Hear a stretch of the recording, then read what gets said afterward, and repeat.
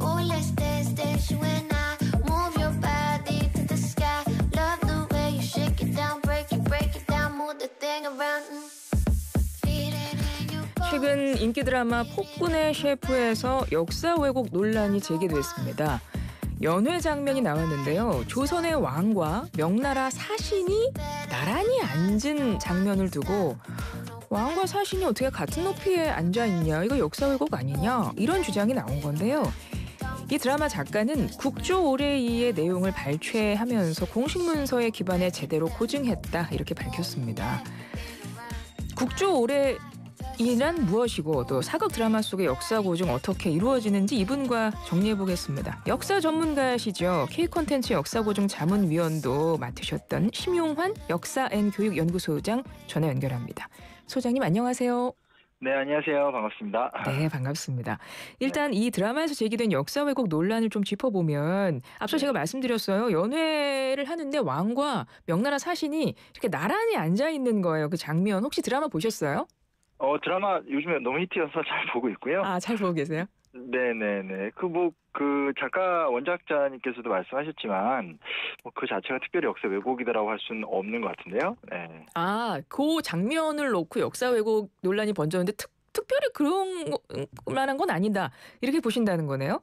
네네. 왜냐면 이제 기본적으로 이제 조정에서 왕이 이제 남면을 한다고 하거든요. 그래서 북쪽에 앉는 사람은 이제 권력이 있는 사람이고 신하들은 이제 남쪽에 앉게 되고요.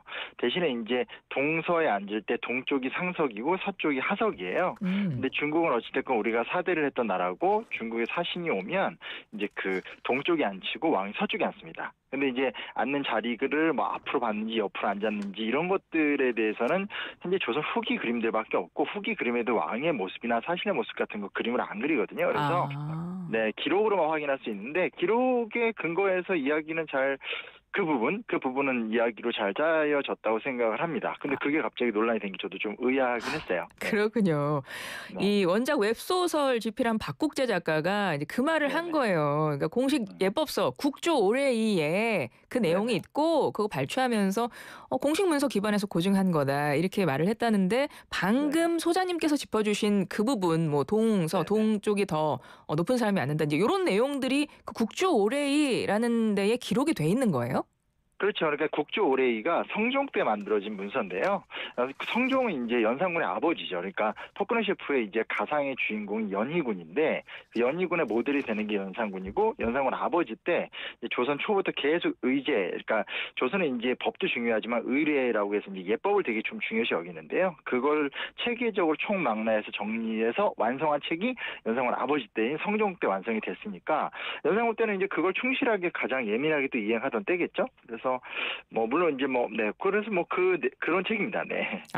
근데 그 책에 그렇게 정리가 돼 있다는 거군요. 그게 예법인가 보죠?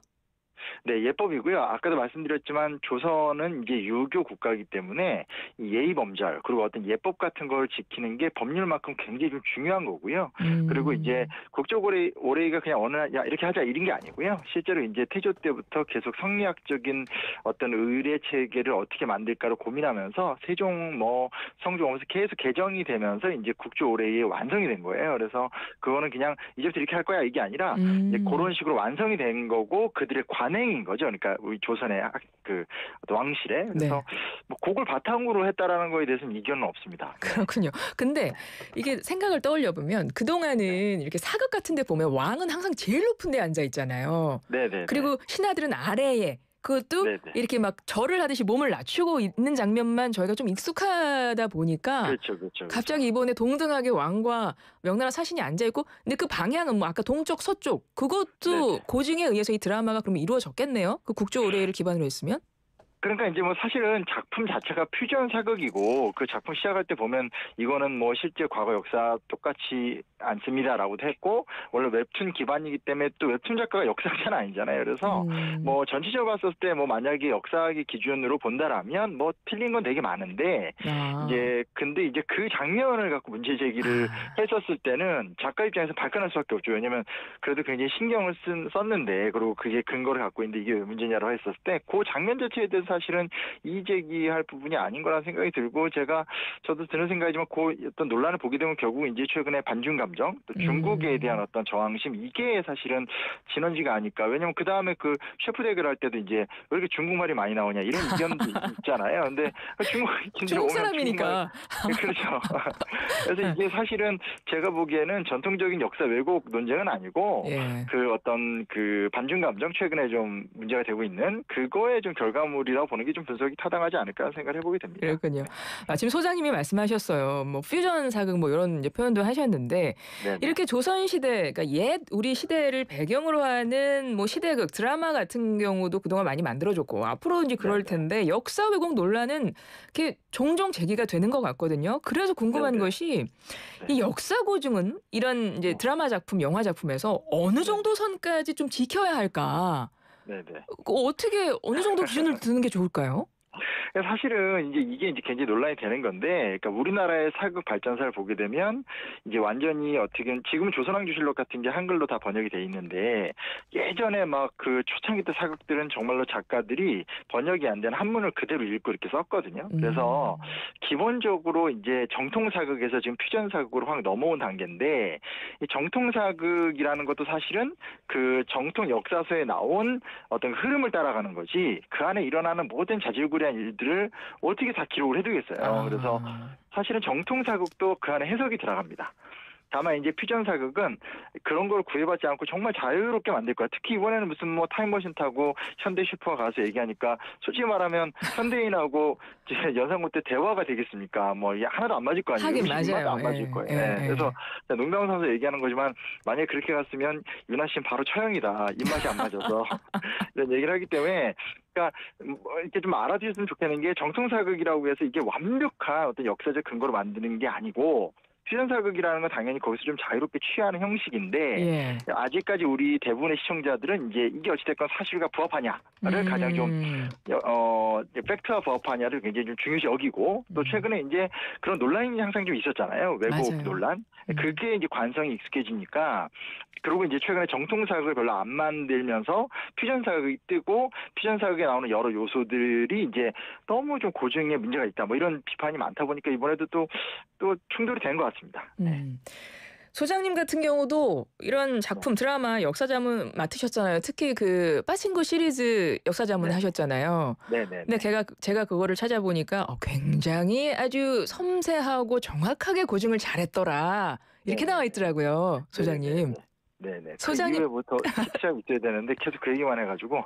아니 저는 그게 궁금해서 왜냐하면 이런 역사 자문을 맡았습니다. 역사 전문가로서 일단 기본적으로 이게 글로벌 작품이다 보니까 일단 부담은 있으실 것 같고 그렇기 때문에 훨씬 더 여러 가지 고민을 하면서 하셨을 것 같아서 어떤 방식으로 하셨습니까?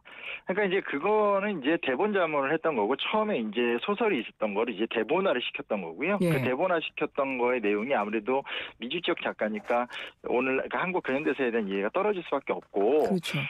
그러니까 이제 그때 입었던 옷, 대사 그리고 이제 행동 이런 것들에 대해서 이제 먼저 대본을 봐주고 그다음에 촬영 종종 이제 연출하는 과정 속에서 계속 연락이 와서 이제 계속 통화하면서 이제 그런 것들을 맞춰주고 이런 과정을 지켰는데요. 근데 이제 되게 중요한 게 뭐냐면 이제 예전에는 이제 이게 사실과 맞냐 안 맞냐의 문제라면 이제 빠친코 같은 걸 찍었었을 때는 그게 이제 실제 그 사실과 맞냐 안 맞냐를 떠나서서 뭐 예를 들면 뭐 무덤을 지을 때 비석을 써야 되냐 초콜릿을 이때 먹어도 되냐 이렇게 공간을 연출하는 것도 굉장히 디테일하게 물어보고 지금은 이렇게 민요를 부르는데 옛날에 아니었던 것 같은데 어떤가요? 뭐 이렇게 굉장히 좀 한국 사람들한테는 문제가 안 될 장면들도 오히려 미국이 제작했음에도 불구하고 더 디테일하게 물어서 이제 또 저도 더 많이 찾아보고 이러면서 참 힘들었던 기억이 있죠. 그래도 그 소장님만의 기준은 있으셨을 것 같아요. 아무리 이게 뭐 드라마 작품이고 하더라도 해석이 들어간다 하더라도 이것만큼은 내가 꼭 사실대로 정확하게 표현해야지 이런 거 있으셨을 것 같아요. 일단 빠친코라는 작품은 이제 일종의 정통 사극이죠. 근현대사를 왔던 일이어서 스토리는 허구지만 그 경험했었던 모든 것들은 다 역사적 배경이기 때문에 사실은 그냥 있었던 사건만이 아니라 입었던 옷이나 당시의 상황 정황들도 다 이제 이 고증을 다 그 정확한 근거를 갖고 얘기를 해야 되는 거고 아직까지 한국이 이제 자문 시스템이 제대로 안 갖춰진 이유는 실제로 자문의 파트가 거의 운영이 안 되고 있기도 하고 또 자문을 하더라도 그냥 뭐 이렇게 완성된 대본에 뭐 틀린 것만 봐주세요 이런 식으로 진행이 되기 때문에 사실은 한국에서 만드는 작품들이 오히려 빠친코 같은 외국에서 신경 써서 만든 작품보다 막상 작품이 나오면 문제가 되는 경우들 그게 꼭 사회적 문제가 안 되더라도 연구하거나 이런 일을 하는 사람들이 보기에 문제가 되는 경우들이 좀 많습니다. 네. 그래서 이것만은 내가 정말 되게 지키는 선이 있다 이런 거 없으세요? 글쎄요, 그거는 이제 아까도 말씀드렸지만 장르는 되게 넓기 때문에 그러니까 이것이 정통 사극이고 역사의 서사를 그대로 따라간다고 하면 시기, 뭐 어떤 그때 일어났던 사건, 뭐 그리고 그때의 어떤 그런 것들을 다 따지죠. 근데 그렇죠. 이제 퓨전 사극이라는 건 우리나라에서 시작된 게 아니라 외국도 그런 장르들이 많잖아요. 그렇죠. 그렇게 될 때는 이제 선택적으로 취사를 하는 건데 취사를 하기 때문에 그거에 대해서는 이미 장르로 정착이 된 걸 갖다가 역사학자들이 이건 다 틀렸어라고 하면 사실은 포크레쇼뿐만이 아니라 넷플릭스나 이런 데서 나오는 모든 컨텐츠의 한 80% 이상을 다 비판을 받을 수밖에 없는데 그러네요. 그런 건 존재하지 않습니다. 그건 시대에 따라서 그냥 재해석을 하는 거고 또 사람들이 그렇게 즐기는 컨텐츠이기 때문에 그거는 어떻게 안 되죠. 근데 다만 이게 정통을 표방했다고 한다면 그거는 굉장히 엄격해지게 될 수밖에 없죠. 그렇죠. 그리고 앞서 말씀하셨지만 그 역사적인 흐름이 무엇보다 중요하다 이 말씀을 해주셨고 그 외에 이제 그 작품의 어떤 기획 의도라든가 메시지라든가 또 어쨌든 재미도 추구를 해야 되는 부분이니까 그렇죠. 예, 이제 그런 것들도 연출을 통해 들어간다. 이제 해석의 영역도 들어간다. 이런 말씀을 해주셨고요. 이번에 역사 왜곡 논란이 있었던 폭군의 셰프 이 드라마 말고도 사실 최근에 조금 논란이 있었던 건 뭐냐면 드라마 북극성에 출연한 전지현 씨 어떤 대사가 또 현중 논란을 일으켰어요. 전지현 씨가 드라마상에서 이렇게 말을 한대요. 중국은 왜 전쟁을 선호할까요? 이런 대사가 있는데 이제 그게 논란이 된 거예요. 중국인들 사이에서. 이거는 어떻게 보세요? 그러니까 이제 그게 좀 논란이 될 수밖에 없는 말이라고 생각하는데 이제 어찌됐건 뭐라고 할 수 있을까요? 우리나라의 컨텐츠가 지금은 글로벌화 되어 있잖아요. 그래서 포크레 셰프 같은 경우도 지금 놀랍게도 일본의 넷플릭스에서 1등이더라고요. 그래서 글로벌화가 되어 있기 때문에 그냥 이제 우리 입장에서 그냥 이제 편안하게 얘기할 수 있는 거 이 정도 받아줄 수 있잖아라는 게 이제 또 타국민의 입장에서 그렇지 않은 게 분명히 있거든요.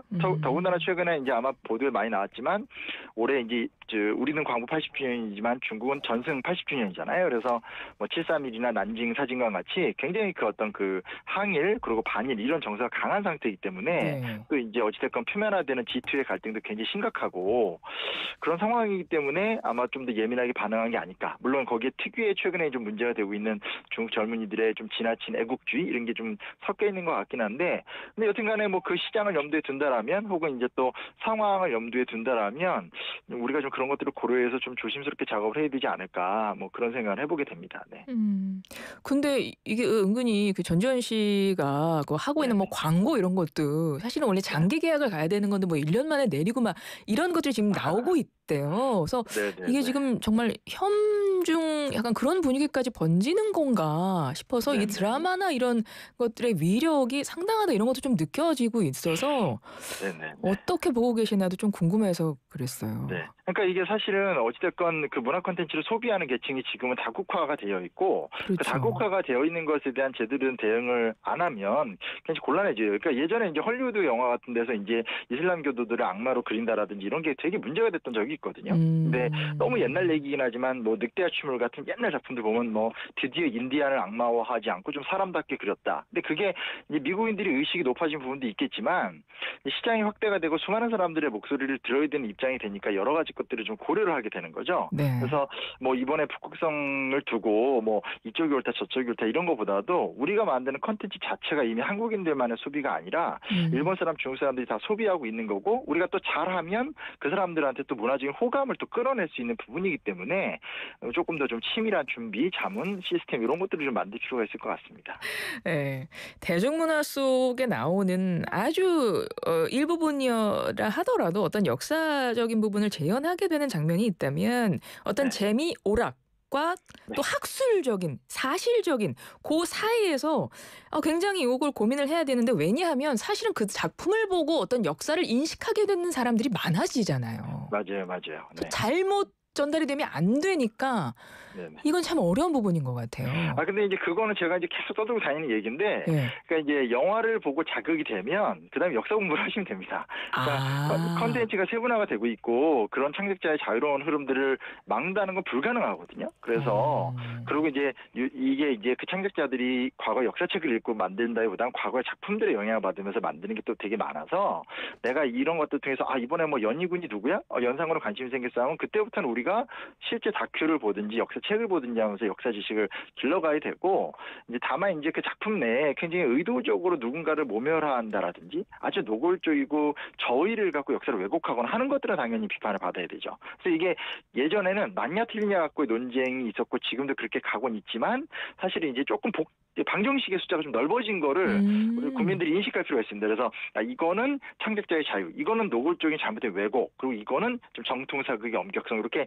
좀 접근하면서 조금 여유도 갖고 이렇게 니네가 뭔데 지금 우리를 열받게 이러지 말고 또 우리가 만드는 콘텐츠가 세계화가 됐기 때문에 한 4가지 정도로 고려를 해야 돼요. 그래서 이게 예전처럼 불과 한 10년, 15년 전만 하더라도 그냥 이거 틀렸어, 그리고 이건 잘못했어 이러면 끝인데, 사실 그러면서 작품이 2편 나왔다가 망하면서 수백억 대 피해가 나면서 일도 일어나게 되고 이런 일들이 많지 않습니까? 맞아요. 그래서 조금만 이제 우리가 여유를 갖고 그리고 이렇게 시각을 넓게 보면서 이렇게 갔으면 좋겠다. 이게 뭐 하나만 잡아서 이렇게 확 공격하고 가기엔 이 산업도 너무 크고 네. 종사자들도 굉장히 다양한 창작적인 활동들이 지금 굉장히 왕성하게 진행되는 거기 때문에 그렇습니다. 이게 제가 너무 이제 뭐 제가 편드는 것 같이 얘기처럼 보일지 모르겠지만 현실이 그렇다는 말씀 좀 드리고 싶습니다. 충분히 어떤 말씀이신지 이해가 되고, 왜냐면 요즘에 캐대헌을 봐도 K-pop 데몬 헌터스에도 앞부분에 우리 조선시대 배경이 나오면서 우리 의복 맞아요. 막 이런 것들이 나와요. 갓, 한복. 맞아요. 네. 근데 이제 이런 것들이 사극 형태로 만들어져서 아예 세계 시장을 무대로 세계 시청자와 세계 관객을 대상으로 작품이 만들어지다 보니까